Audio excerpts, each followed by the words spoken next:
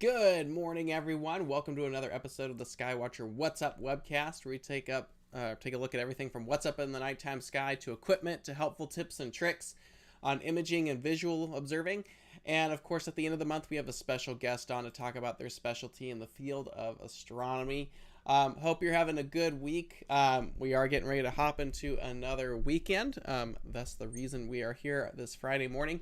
And today we are going to be talking about the EQM-35. This is it was our smallest go-to equatorial mount that has now been taken over by the Star Adventure GTI. But that is what we're going to be talking about today and going into some details about that. So hopefully this episode gives you some insight on that. If you like what you see here on the What's Up Webcast, please go ahead and subscribe to the channel. Lets us know we're doing a good job and that we should keep going. If you have an idea for a future What's Up webcast, please email us at info@skywatcherusa.com with your idea. But do note that we do take time to schedule these. So if you have not seen your idea pop up yet for your episode, don't worry. We will get to it at some point. We just have to fit it all into the schedules and how that all works. So anyway, but yeah, please subscribe, leave a like on a video. Again, it lets us know we're doing a pretty good job. And yeah, so that's the What's Up Webcast. Now, there are two new products that I want to mention that were announced this week. They are on our website and they will be making their way to dealers. We're not going to cover them completely today. They will get their own episodes, but I wanted to at least give a shout out to them so everyone is at least aware that there are some new products floating around. You can go onto our website or contact your dealer if you have any interest in these things. The first one is the EQ6RI. Now, lately there's been some supply issues with getting chips, like hand controller chips and stuff like that. So there is a new variation of the EQ6R that is out, and it's called the RI model, which actually comes with our Wi-Fi adapter instead of a hand controller, which if you're an astrophotographer, this is probably a welcomed change because you probably aren't using the controller anyway. The price does reflect the fact that there is no controller, so it's a little less expensive. But that is the EQ6RI. That is going to be shipping here shortly. But you can go into our website right now, skywatcherusa.com. Under mounts. There's the EQ6R, and then right under that is the RI. And there it is right there. Same great EQ6R mount, the one that everyone knows about. Nothing has changed with the mount itself. It just does not come with a controller. It comes with the Wi-Fi adapter instead, but we'll do an episode on that coming up here in the near future for anybody who might be interested in checking that out. Now, another new addition, which is actually an expansion on another line of telescopes that we have, is our new Quattro 150, or the baby Quattro, is what I like to call it. This is our new 6-inch f4 imaging Newtonian. So now we did have 8, 10, and 12. Now we have the new 6. So now we have a 6, 8, 10, and 12. These are actually shipping right now. So you can talk to your dealer. We did have a shipment come in, and we waited to announce them until we actually had inventory. So if you're actually interested in one of these, you can probably run out and find one right now. The little Quattro 150 is quite an interesting little scope. It is a 6-inch f4 native telescope, but it does come with a matched coma corrector. Let me find it. Quattro series. It's a little different from the rest of its sisters in the line.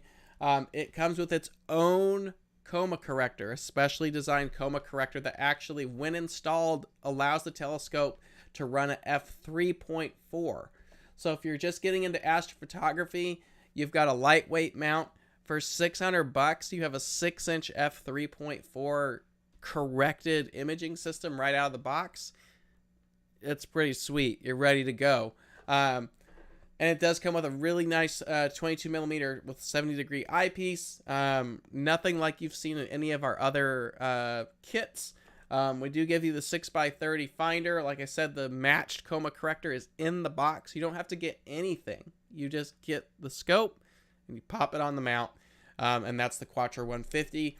These are in stock now and starting to ship out. So there's a small shipment came in. We'll obviously be getting more, but if you're looking for something like this, ask your dealer. But we'll do a whole episode on this telescope as well. But just wanted to let you guys know that those were announced this week. And if you want to know more, go on our website and check it out, or talk with your local distributor about the availability in your own region. Now, let's get started with our actual topic of today, and that is the EQM-35.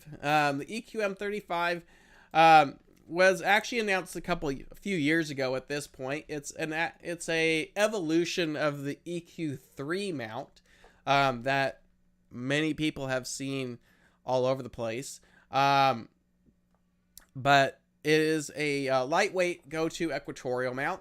The whole mount with the included counterweights only weighs 37 pounds.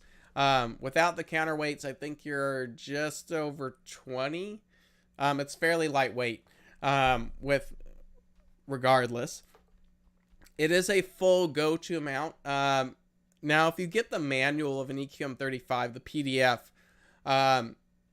if you open it up, you'll actually notice that there is a manual version of the mount as well as a go-to version of the mount.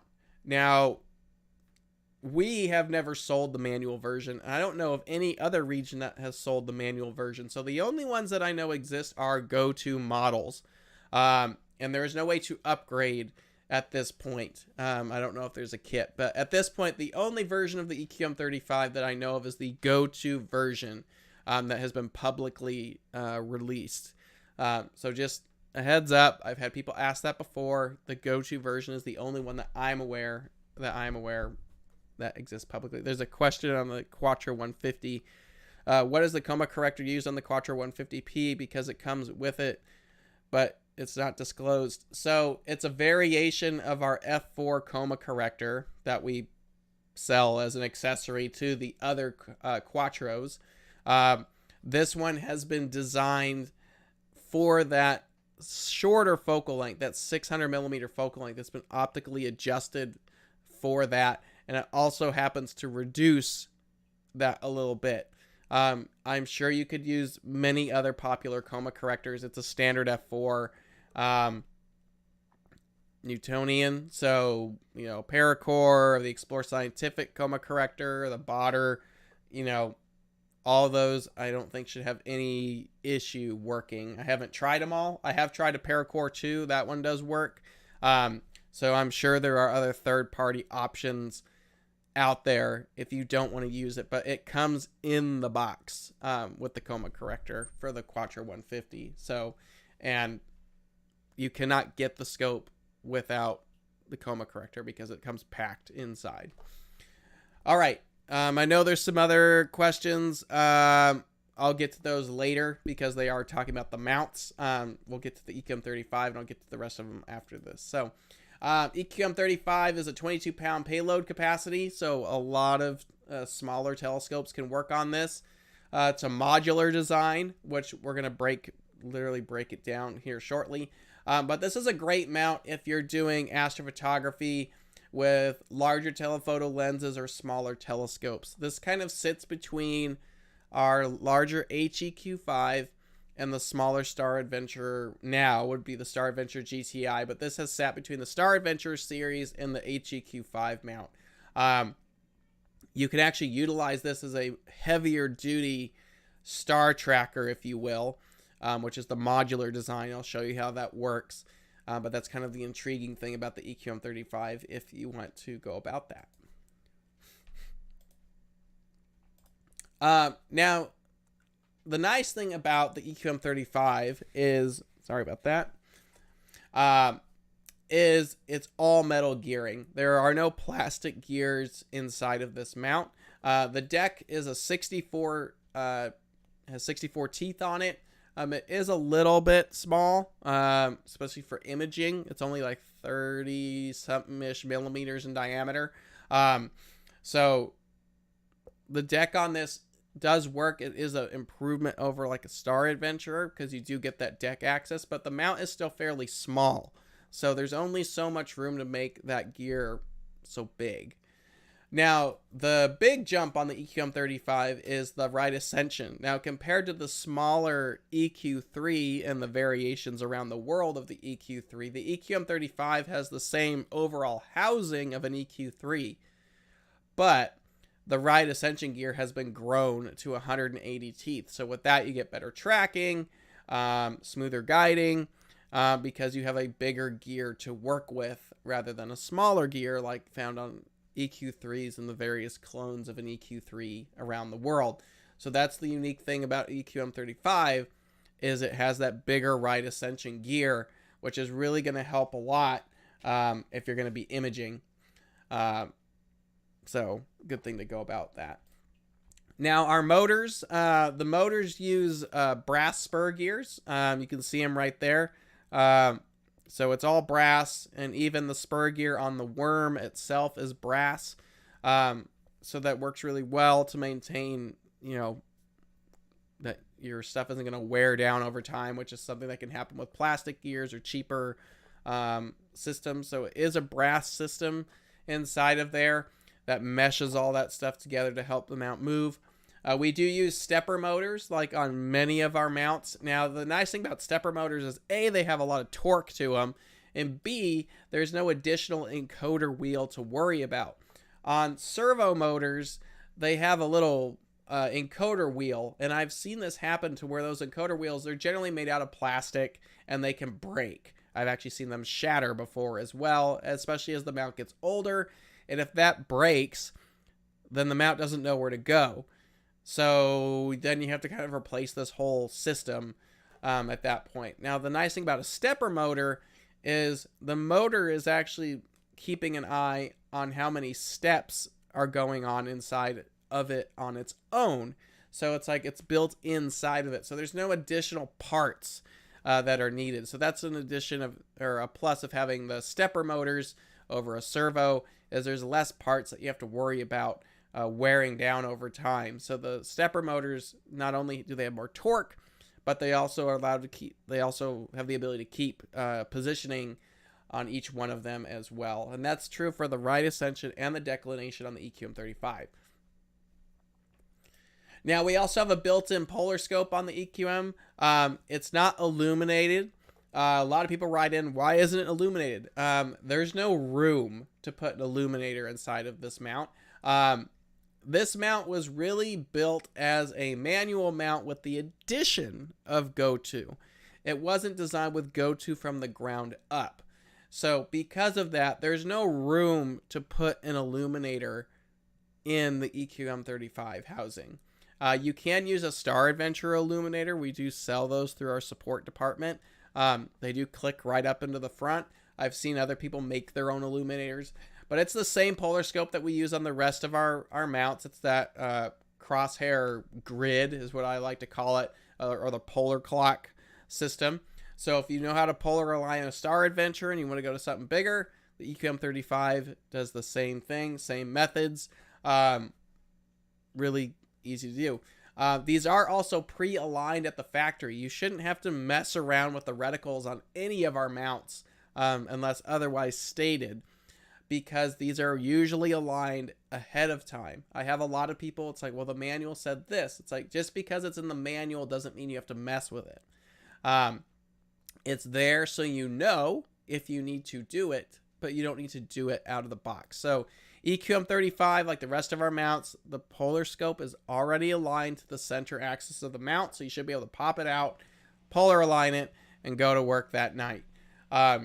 So that's nice. It does come with the polar scope in there. If you do need to do polar alignment, you can either A, use the polar scope, or B, we do have the SynScan polar alignment routine in the hand controller.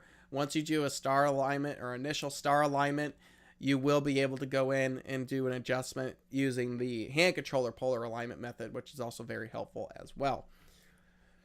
Now, like I said earlier, it does have a 22-pound payload capacity. That holds a wide range of telescopes. right here is our EvoStar 120 refractor. That works great visually.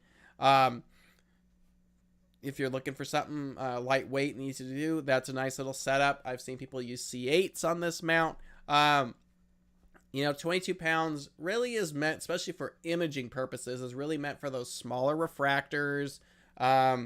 Maybe a small Newtonian. Maybe you have like a C6 with a Hyperstar on it from Star Arizona. That's a good little companion for this.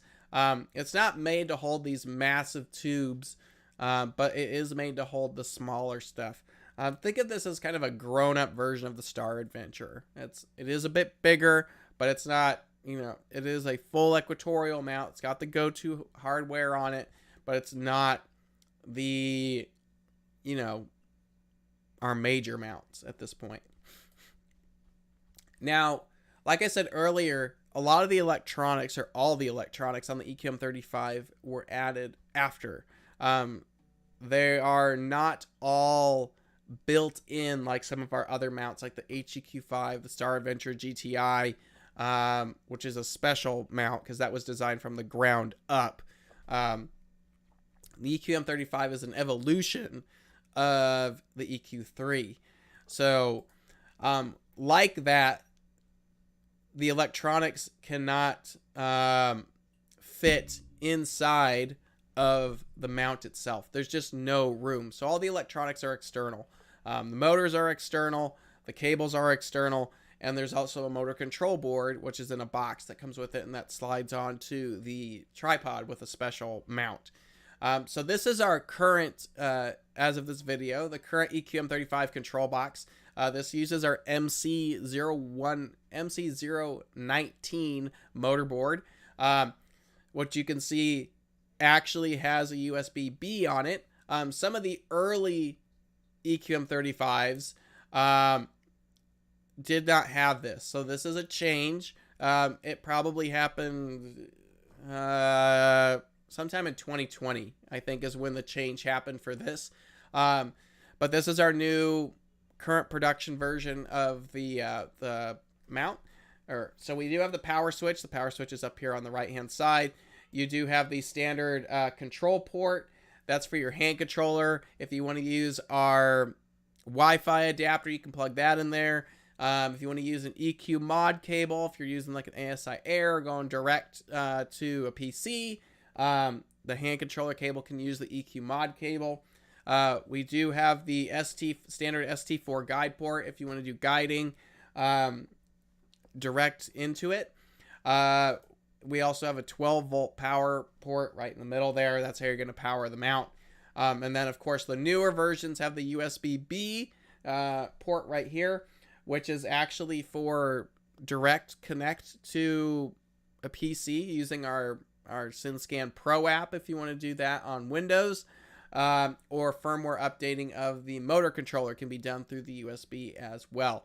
So we do have that, make it a little bit more up to date on that. But that is the EQM-35 control box. That's something that comes in the box. This is where the main motor board sits, and then it just slides on to the tripod using a included holster, essentially. So, but that is the control board there. Now, like I said earlier, some of you might have heard it's a modular design mount. Now, what does that mean, modular? So, the EQM-35 has the ability to split the deck axis from the right ascension. And that's kind of hard to see right here. So, let me go to my full screen. Hold on. There we go. Okay. So, this is an EQM-35, obviously. So when you get an EQM-35, looks a lot like this. There is also a secondary saddle in the box with it. This is a right ascension saddle. So what this does, if you want to use this as a big Star Adventure, essentially, with a bigger right ascension gear for those large lenses, you can unbolt. There are 4 bolts that mount the deck axis. I've taken them out, but they're right here. 4 bolts. You unbolt those, and the whole deck axis, if I can get this to come off correctly, there we go. The whole deck axis actually removes. There's the deck motor. This you put off to the side, and now you just have the right ascension, and your secondary saddle that comes in the box would bolt right here. This gives you a standard, V-style dove saddle right up front here.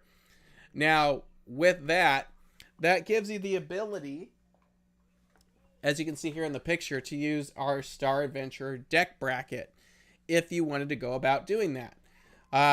That's what we mean by modular. So if you have Star Adventure accessories and you want the ability to use larger lenses, mainly because of the larger right ascension gear for better tracking than the smaller Star Adventure right ascension gear, you can use this as like a bigger souped up Star Adventure. However, the one thing you have to remember is that by removing the deck axis, you lose the go-to functionality because you're taking the deck motor out of the equation. Generally what I recommend people do here is if you're going to buy the EQM-35, just use it in its standard format. It is nice if you have these accessories and you want to go simple, you can do that. It's nice to have that feature. But honestly, you have spent the extra money to have the go-to system on board. You can use a dovetail system like you see right here with the refractor there. You can get one of those dovetails. You can bolt that down onto one of your large lenses like the mounting foot or your telescope. And now you have the ability to get a full go-to system. By removing that deck axis, you remove the deck motor, and it makes it more difficult to guide because you don't have deck guiding if you need that, and you don't have your go-to functionality. So I find that most people use the EQM-35 in its standard format, with all of it put together. But it is nice to have that modular setup if you want to go about doing something like that. It is there, and it is a nice feature if you need to use it. But most people that I've found actually just use the mount in its current configuration. But that's just what I have found. Now, accessories. EQM-35 comes with everything you're pretty much, going about. We have the go-to controller in the hand box. That's standard. You got the polar scope, 2 7.5-pound counterweights, V-style saddle, and we do give you a V-style dovetail as well if you need to mount anything. And then we also have the roll steel tripod and a 12-volt power cable. So that is what comes in the box. It's all one box, unlike our larger mounts. The EQM-35 does ship in one large box. I'm sorry, I should go back to this. There we go. That way you guys can see. This is what comes in the box with the EQM-35 when you get it. So the only thing that you're really going to add is a power supply and a whatever optics system you're going to put on it, whether it's visual or imaging. But yeah, you're ready to go there. Now, there are various accessories that can be used. Now, one thing I would recommend for everyone, on an EQM-35, it does need a fair amount of amperage. That's pretty standard with a lot of things on the market nowadays. So I would get anything that's got 3 to 4 amps or more for power supply. Make sure it is 12 volt, but it should be 5 amps ideal. 5 amps is more than enough to run the mount. Excuse me. But we do sell various power supplies like this one right here, our AC to DC adapter. That's a 4 amp. But I would recommend 4 to 5 amp power supplies if you're going to be using the EQM-35. If you want to go Wi-Fi, we do have the SynScan Wi-Fi adapter that can be used to run that wirelessly. The SynScan GPS, that helps obviously if you're going for if you're using the hand controller to find your location. There is 11-pound counterweights. Now, our 11 and 7.5-pound counterweights generally, because the EQM-35 uses a slightly larger bar. I really don't know why. But if you need extra counterweights, what you would do is you buy the counterweight, obviously, but we have these little black inserts in there. You want to pop that out. So pop out the insert. This insert allows it to be used on like an HEQ-5 or a EQ-6R or stuff like that. But for whatever reason that has yet to be explained to me, the counterweight bar on the EQM-35 is a tad bit bigger. So you want to pop out the black insert, and then our 7.5 and 11 pound counterweights will work on the EQM-35 without a problem there. So that is, those are some of the accessories there. I have a lot of people using like the ZWO ASI Air. I've been using those a lot lately, and I do understand why they're so popular. They're excellent. So that is something you can go off and do there as well. I knew we would blow through this episode because that's pretty much the EQM-35. It is one of our smaller mounts there. I know there are some questions out there that I could probably burn some time up on, but EQM-35 again is one of our smaller mounts. But let me go through some of these questions here real quick.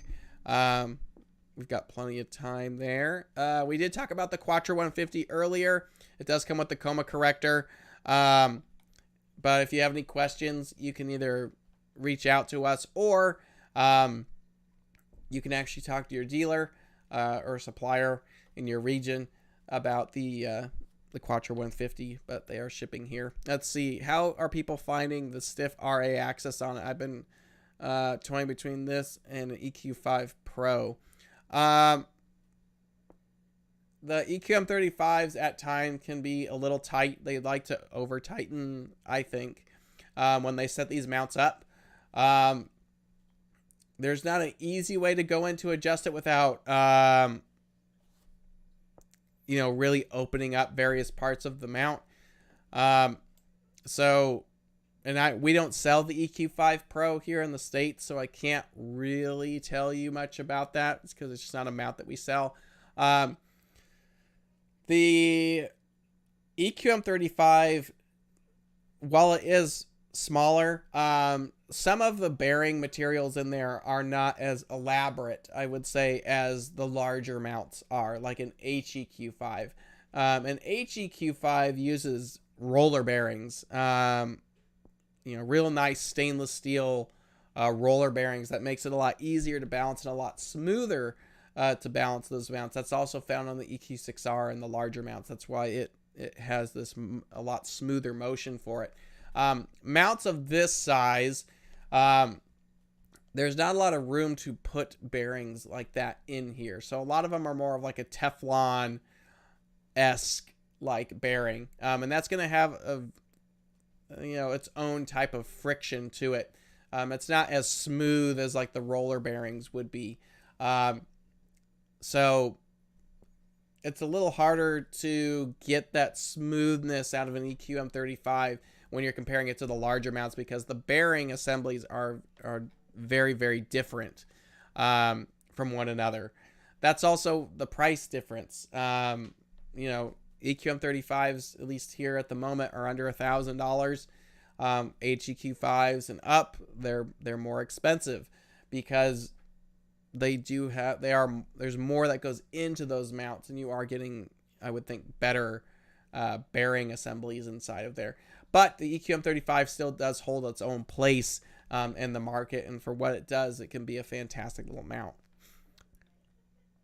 Are there plans for strain drive mounts like the ZWO or Ioptron? I think it would be interesting for us to take a look at those. I am not currently aware of us going after that market at the moment. I've been asked this a lot, especially because we just got back from the Advanced Imaging Conference a couple weeks ago, about these they're not new, actually. The strain drive mounts, or there have been several companies that have worked with these mounts before, these types of drive systems. ZWO and Ioptron are the latest additions to that, but Rainbow has been selling their their versions of the harmonic mounts or harmonic drives or what they're called. Rainbow has been selling variations of these for several years, which is, so they're nothing new. Then there's also been some much larger mounts on the market there as well. I think it will be very interesting as the technology from these drive systems comes down in price, and thankfully you have companies like ZW and Ioptron who are stepping into that market, as well as Pegasus. It's going to be an interesting learning curve for the customer base, because I feel like when it comes to the harmonic drives, a lot of people are going to apply what they've learned on whatever their original equatorial is to these harmonic mounts. Now that is true. They are equatorial mounts and they do a wonderful job at what they're meant to do. But what I would probably tell people, especially with the early adopters, when you're talking about these types of mounts, you want to make sure that the tripod these are mounted to is extremely stable, especially when you're starting to get to these larger mounts. They need to be well mounted to the ground, because unlike a standard equatorial, these most of the time do not have a counterweight system on them. They are an optional accessory, but they are not balanced systems. So you want to make sure that, because everyone right now is on this kick about going, oh, I want a lightweight mount, I want it to be portable, blah, blah, blah, blah, blah. Great. Totally get it. However, when your system is not balanced, and obviously these mounts don't require it, so that's irrelevant at this point, but that still means you have to have a rigid tripod system to make sure that, because the system on top is not balanced, that it's not going to fall over if it gets on one side or the other. And I have heard about this happening with other mounts like this. So I think it will be interesting, because quite honestly, there's a lot of people, I'm not saying it's you guys, but there are a lot of people that don't pay attention to details like that. So if you're going to get one of these harmonic mounts, please make sure, and I talked to Rainbow when we were at AIC about these mounts, and it's happened with customers, but please make sure if you are getting one of these mounts that you pay attention to the details about making sure you have a very rigid tripod system underneath it. Because I don't want to hear that someone's, stuff fell over because it was too heavy to one side. And unfortunately, that has nothing to do with the mount itself. It's operator error. And that's where I think a lot of issues are going to come up on these more affordable harmonic mounts, is people aren't going to pay attention to the small idiosyncrasies of these mounts, and someone's going to end up paying pretty dearly for it, because you can't apply everything that you know from an equatorial to harmonic mounts. So if you're getting one, just please pay attention that you're setting up correctly as the manufacturer has stated to do. Just that. So I think that on top of that, I think they're really interesting. It's something I think Skywatcher could look into. I don't have any details beyond that, but I do think they're interesting, and it's really cool to see the market going into such a small, compact method. But I don't have a lot of hands-on experience with the harmonics right now. I'd love to try one, but right now they look really intriguing. I think it's really cool. I think they have their own idiosyncrasies, as with any mount, that people are going to have to work through, but you're going to have to pay attention to that. So there's that. Any chance you could compare and contrast with the CEM-26 or 40 smaller mounts from Ioptron? I really don't know the ins and outs of the Ioptron mounts. Honestly, if you want someone to compare and contrast mounts for you, talk to a dealer that works with them. I can just go on their website and be like, here's this, here's that. I don't really think our Webcast is the place for us to compare and contrast our stuff against somebody else's stuff. Everyone makes really nice stuff at these days. If you're not, you're going to get yourself in trouble. I don't know enough about the CM26 and the 40s to say this or that about them. But if you want to do something like that, call a dealer who has that experience, or maybe spend some time on your own comparing those two models to other models and whoever else's equipment at that point. But there was that. So can we buy the Wi-Fi adapter for older EQ6R Pro? Yes, absolutely. The Wi-Fi adapters are available. You can buy those. They come with the cables. You can just plug it right into the mount, replaces the hand controller, and you're good to go. NEQ5 versus EQM-35. I'm assuming we're saying the HEQ5. The HEQ5 is a better mount than the EQM-35. It's also more expensive. Reason I like the HEQ5 more is that it has better bearings and there's no external electronics. Everything's built into the HEQ5. It is a bit heavier. It's not as lightweight, but you are getting a little bit more payload capacity. 30 pounds versus 20 pounds. So anyway, there's that. But it really just depends on what you're looking for. An EQM-35 is a great little mount if you're looking for something bigger than a Star Adventure with a little bit more payload. 70 millimeter refractors, maybe 80s, bigger telephoto lenses, stuff like that. That's what the EQM-35 is really about.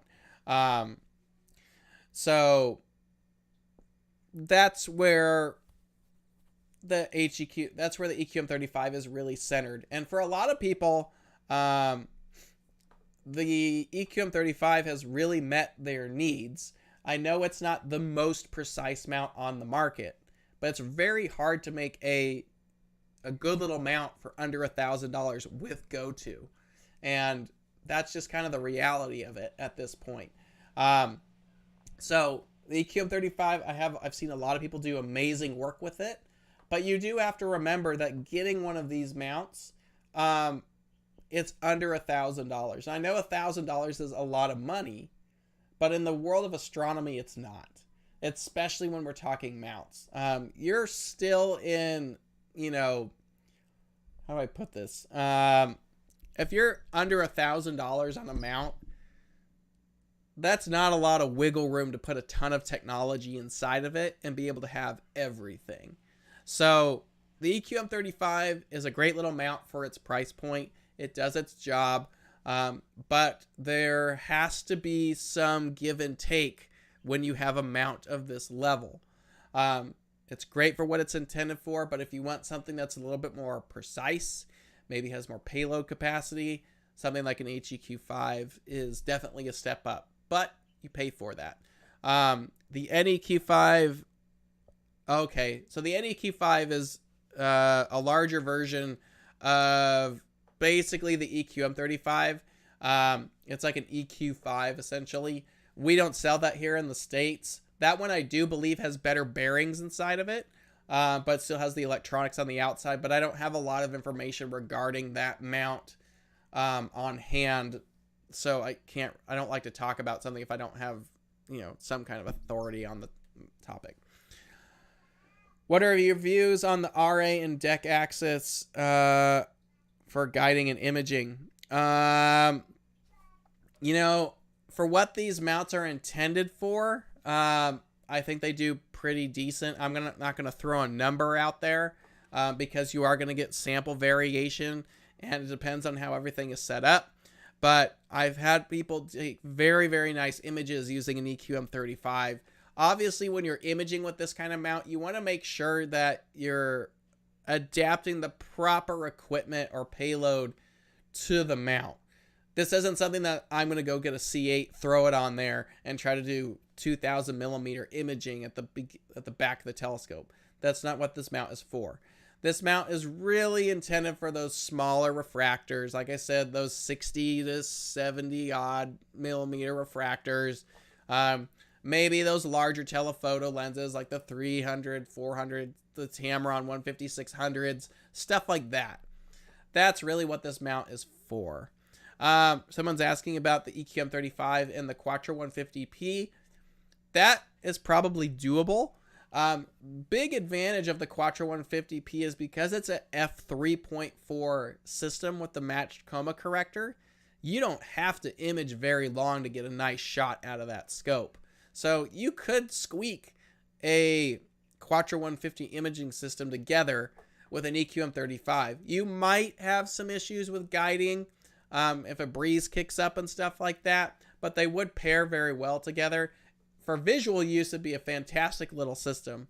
For imaging, it's probably not too bad. I haven't had the two together yet, but it wouldn't be a bad little setup, especially if you're kind of restricted for budget. But it wouldn't be a bad system. Let's see. Any timeline on the release of the Star Adventure GTI? It depends on the region. I can't speak for anybody else except the US and Canada. We have shipments coming in. I believe our first shipment is due sometime in the next 6 to 8 weeks-ish. And then there'll be a much larger shipment in the fall here in the North American region. So a lot of people who have pre-orders, especially if you jumped on it immediately, you will see it within the end of the year for a lot of people there. So, but I can't speak in detail about every single person because I don't know when you got it. I don't know who you got it through. And that's a big thing right there. Be patient. We're working on it. So, sorry about that. Are there any other questions? I think we got all of them. Let's see. Blah, blah, blah, blah, blah.